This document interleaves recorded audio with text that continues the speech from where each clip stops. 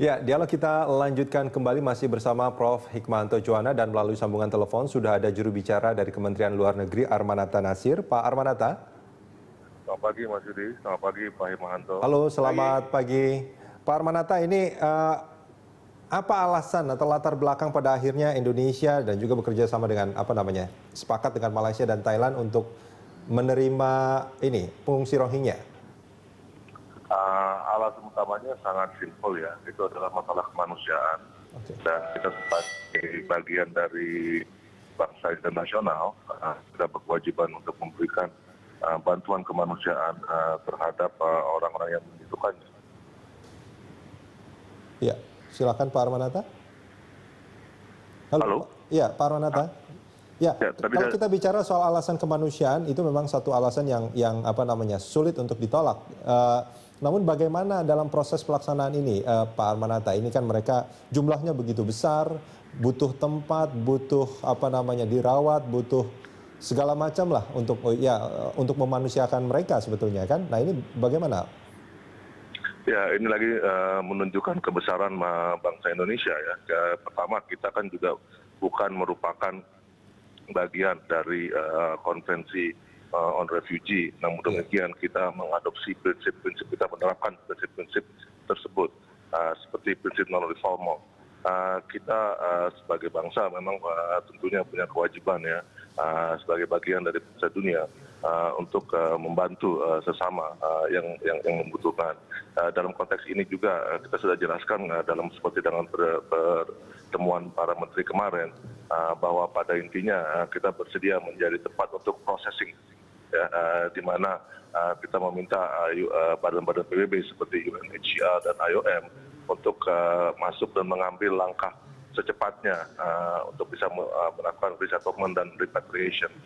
Jangan lupa juga saat ini kita ada sekitar 11.000 pengungsi yang di Indonesia yang masih kita proses, yang masih menunggu proses untuk mendapatkan resettlement. Ya, Pak Armanata, ini kalau kita bicara pengungsi dalam hal ini kita khususkan Rohingya yang dari Myanmar dan juga Bangladesh, Pak Armanata. Ini berapa lama kita bisa menampung mereka di Indonesia? Itulah tentunya yang kemarin disampaikan dalam kesepakatan oleh para 3 menteri kemarin. Kita meminta komunitas internasional, masyarakat internasional untuk juga mengambil peran. Karena kita memandang masalah ini bukan masalah Indonesia, bukan masalah negara, bukan masalah Malaysia ataupun Thailand, tapi ini adalah masalah kawasan dan masalah internasional. Bisa kita katakan bahwa ini sebenarnya merupakan suatu krisis yang ada, sehingga perlu dukungan masyarakat internasional dan negara-negara yang menjadi bagian pihak dari konvensi refugee. Ada 145 negara kalau tidak salah. Itu harus juga bisa mengambil bagian dari ini dengan menerimanya kembali sebagai negara untuk resettle refugee yang berhak mendapat status asylum seeker. Solusi seperti apa sih sebetulnya yang diharapkan oleh Indonesia? Kalau dalam hal refugee yang masuk ke belakangan ini, kita bisa lihat bahwa dari yang sudah masuk ada 1.300 refugee yang sudah diproses oleh UNHCR. Itu 40%-nya merupakan dari Bangladesh dan mereka tidak qualify sebagai asylum seeker, sehingga mereka harus segera direpatriasi kembali ke negaranya. Dan dalam hal ini Bangladesh sudah mengindikasikan persetujuannya untuk merepatriasi orang-orang tersebut. Itulah salah satu solusi. Yang kedua, terkait dengan Rohingya sendiri, kita terus mendorong UNHCR untuk segera bisa dapat memproses mereka untuk mendapatkan negara ketiga untuk meresettle mereka. Negara ketiga ini negara mana sebetulnya yang dituju oleh mereka, Pak Armanata? Kalau saya tidak salah justru Indonesia dan Malaysia itu adalah 2 negara yang sebetulnya dituju oleh mereka. Kalau dalam proses UNHCR justru yang utama berkewajiban menerima mereka adalah negara-negara pihak.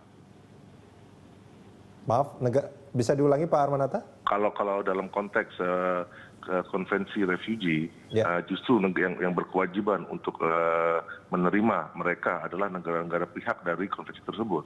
Okay. Itu ada 145 negara. Yang meratifikasi konvensi itu ya?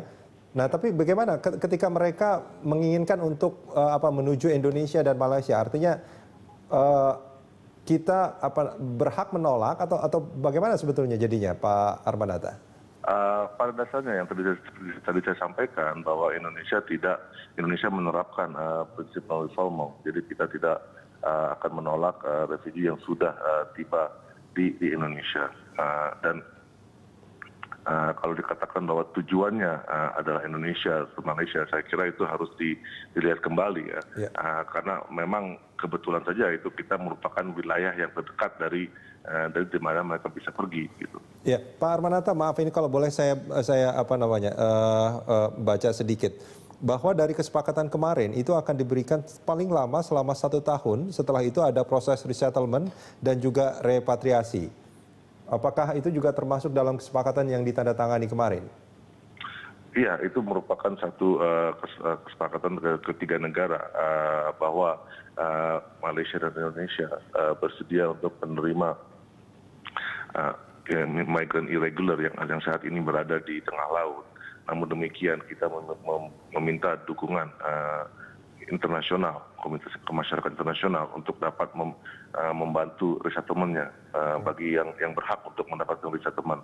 Setelah Pak Armanata, ini kalau kita bicara soal pengungsi kan sebetulnya sudah banyak yang berada di Indonesia lebih dari 1 tahun gitu.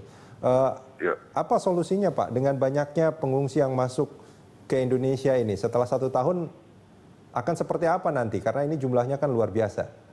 Ya, kalau kita membahas masalah ini kita harus lihat secara komprehensif. Ya, solusinya bukan di negara transit seperti Indonesia, namun ini adalah solusinya adalah kita harus lihat baik di negara asal, negara transit maupun nanti di negara tujuan. Kita harus sama-sama duduk dan mencari solusi yang secara komprehensif. Kedua, bahwa hal ini kita juga harus lihat ini tidak 100% pure masalah refugee atau asylum seeker. Di sini banyak aspek-aspek multidimensional lainnya, seperti aspek penyelundupan, people smuggling, trafficking, person, gitu ya? Dan kita harus address secara keseluruhan.